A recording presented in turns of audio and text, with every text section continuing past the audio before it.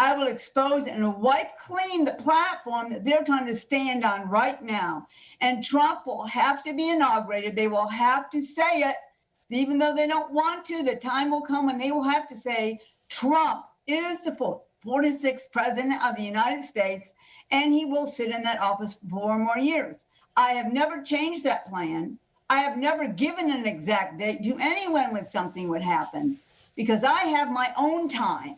Whether it agrees with yours or not, whether you like it or not, this is my country. These are my plans, and I will not have these days taken from me.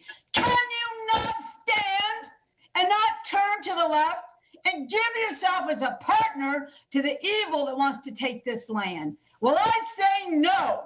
It will not happen. It will end, and it will be done because I say it will be done. Watch my hand move. Now that man is done with their process, I will put my show on. And no one will ever forget when that happens. There will be great celebrations in the streets of this country and around the world that great victory has come on behalf of the body of Christ, on behalf of my America, that I'm not giving up to any enemy. So be ready to see what will happen. Regardless of what they show, the lying, frying news, and the liars and the stealers and the takers will pay greatly for what they have tried to do, for they will fail and fail greatly in every way, because that landslide will pull every one of them down, and justice will be served, says your God. So stand in the light or run to the darkness, but nothing will stop me from my plan of putting my son, Donald Trump, back in that White House. Even if they inaugurate the villain and try to put him there, I will kick him out. I will remove him, and I will remove every obstacle that's in the way. Maybe they'll show that in the news, says your God. God did choose Pence for 8 years after Trump's 8 years, and he has not changed his mind about that either. Amen. Amen. We agree with that. People will be replaced. There will be, I already knew there would be people that would be exposed during even this time that Trump had to know were not actually for him. Even some in his administration have to be replaced. There will be changes made, but God will make sure they're made for the light. And there'll be so many people going to jail, this is his words, going to jail or prison. They will begin to fall upon each other and gnash at each other. He said they have no foundation, the left, the wicked, the evil. They have no foundation to hold them together. They can't even hold their day-to-day activities together. They can't hold their own words together because they come from the enemy. The enemy has been a loser from the beginning. He will lose again, and all those who joined him on this journey will fail. And they will fail greatly, and they'll lose properties, and they'll lose positions, and they'll lose money, they'll lose face. And that goes for even some of the Christian leaders who joined their team and decided to abandon what God wanted. They will lose their voice. They will lose their platform. This is a serious thing.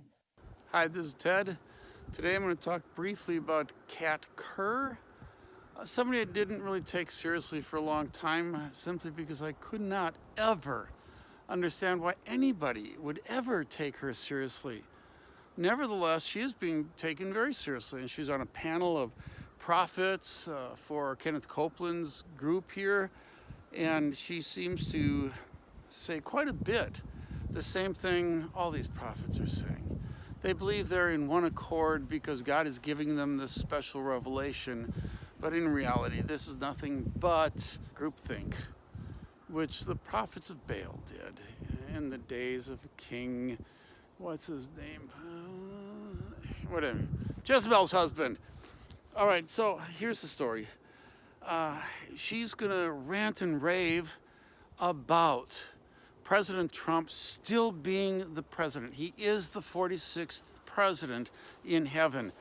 What did I predict back in November? What did I predict? I think it was November. Might have been December, but I'm pretty sure it was. Number 6, many Christians will believe that the election was stolen and that God really did put Trump in office. But, and many of the prophets will probably say this, some of them will say this, the election was stolen and Trump really did make it. So my prophecy about Trump was correct.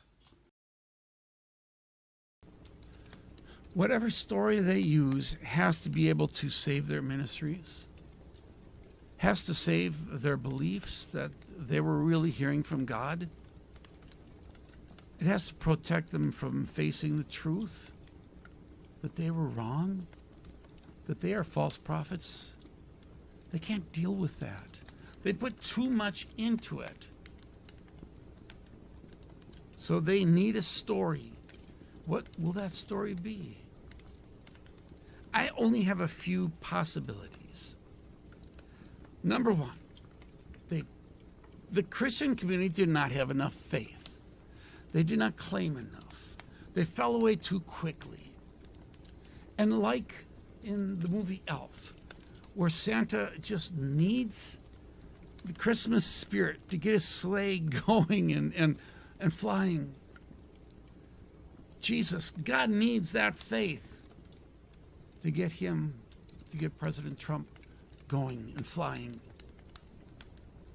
And without that faith, and because people lost their Santa Claus-like faith, President Trump's sleigh will not go anywhere. It is possible, I don't give this a big possibility, but it is possible that something else might fly up. Like on that day, actually something big did happen. President Trump was inaugurated in heaven. And the reason I predicted this is because I saw in history how people react when they give out these promises that do not get fulfilled. They believe that Jesus will come. They believe that aliens will come. They say that on this certain date something's going to happen. When it passes up, they change their story to fit as well as possible with the prophecy they already gave. And that's exactly what these people are doing. However, they've given themselves another year because President Trump has in heaven never lost the election. Therefore, and because God concerns himself so much with the United States, because it's his country, and according to Kat Kerr, because we gave him permission, because the church has to give God permission to do these things, you know.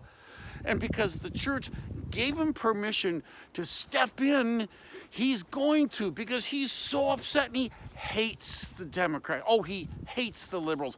He just despises them. He doesn't like them at all. He's going to bring about such anger and such destruction upon the Democrats and upon those evil, demonically influenced liberals. All right,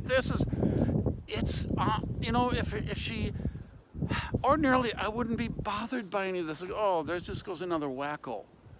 But she has influence. The readers are all responding.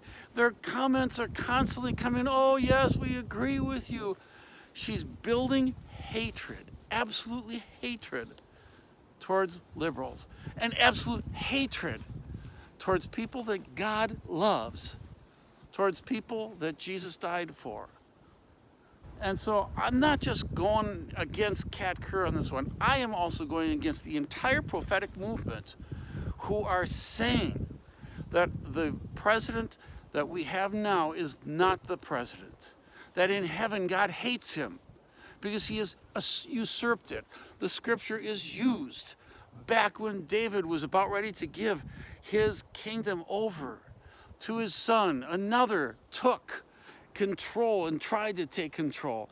Although there is night and day difference between the Bible and what is going on today, they got to find some kind of reference to justify their mean, nasty hatred towards one party. They say they see Satan in it. And I mentioned this to somebody, comment, and maybe in a video as well this last week, that, I don't talk a lot about the devil for one reason, a couple reasons, but one of the reasons because I don't want to give him more glory and more credit than he deserves. A lot of what we do and accredit to the devil is not the devil, it's us. He may influence, he may help, he might encourage, but the fact of the matter, most of it is just purely us. But, and I will go with it, if there are spirits of the air, if there are spirits of the territories and this kind of stuff, they are so steeped in one. It's unbelievable. And that spirit is saying, you're good and the others are evil. One of the comments mentioned previously by somebody was, well, evidently Ted doesn't really believe in the devil, and one of the deceptions of the devil is that the devil pretends he doesn't exist. I got another one for you. A better deception is to not see how the devil is working in your movement and blame everything on the other movement, everything outside of your movement, everything when people are just trying to correct you and bring you back to safety, bring you back to the gospel, bring you back to the Bible. All you're going to do is say, that's the devil. All right, this is Ted. You all have a good